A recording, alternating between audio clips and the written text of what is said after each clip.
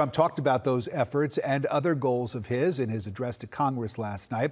President Trump also invited Laken Riley's family to his address as he talked about efforts to deport illegal immigrants. As Natalie Brand explains, his 100-minute campaign-style address thrilled his supporters and dismayed his opponents. Do you know who number 2 is? George Washington. How about that? How about that?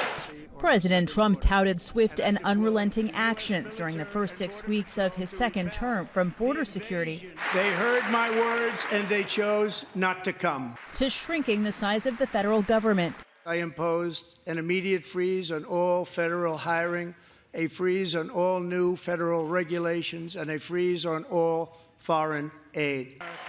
Republicans reveled in the campaign-style speech while Democrats protested.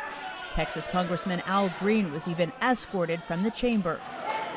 The official Democratic response from Michigan Senator Alyssa Slotkin warned of a reckless approach, and she took aim at advisor Elon Musk. Is there anyone in America who is comfortable with him and his gang of 20-year-olds using their own computer servers to poke through your tax returns, your health information, and your bank accounts? A CBS News poll out this morning shows around 76% of a heavily Republican audience watching last night approved of the president's speech.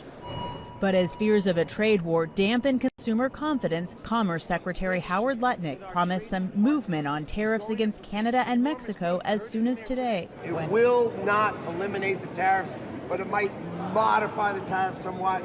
There could also be movement with Ukraine after a letter from President Zelensky to President Trump following last week's explosive Oval Office meeting. We are where we are now. We think this was a positive step. Also revealed last night, the arrest of one of the suspected planners of the 2021 bombing attack outside Kabul that killed 13 U.S. service members in Afghanistan. That suspect is due in a Virginia courtroom this afternoon. Natalie Brand, CBS News, Capitol Hill.